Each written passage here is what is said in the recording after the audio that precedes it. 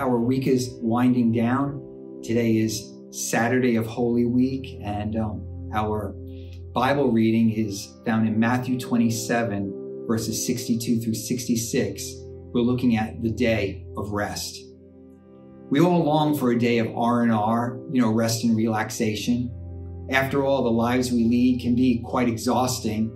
That's one of the reasons God created the Sabbath.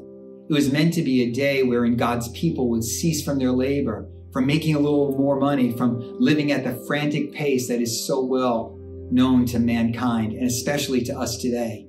How unfortunate that most of us fail to take hold of the Sabbath rest. On this Sabbath day, the Sabbath of Jesus' final week, Jesus lay in a tomb. It was in some ways the ultimate day of rest, at least for him. His physical pain and suffering was over. No more conflict with the leaders of the day. No more ministering to the crowds of people who followed him wherever he went. Just sleep, deep sleep, the sleep of death. What took place in the spiritual realm is a bit of a mystery to us on this side of the grave. What we see is Jesus' body wrapped in linen cloths, awaiting the burial spices that the women would bring the next day, a still, non-breathing body in a very quiet tomb. Outside the tomb were stationed Pilate's guards. I tend to think they didn't really say all that much to each other. After all, guarding a dead man is hardly what a soldier dreams of. Thus, it was a pretty quiet Sabbath at that guarded tomb. And it may have been just as quiet for Jesus' followers. I tend to think they probably had few words to speak.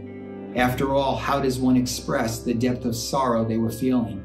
Since it was a Sabbath, all they could do was sit, think, reflect, and try to rest, try to get some Sabbath rest. I know we tend to jump very quickly from Friday, the cross, to Sunday, the resurrection, as if Saturday didn't exist.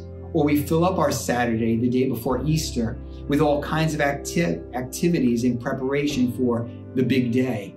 But maybe, just maybe, we need to find some time to rest, to sit, to think, to reflect on the person and work of Christ, to rest in him and all he has done for us. It just might be that God has given us this day to experience a new kind of Sabbath rest as we glance at the body of our Savior laying in that tomb, experiencing the deepest of rests. May God give you today a true Sabbath rest. God bless. We'll see you tomorrow morning for Resurrection Sunday.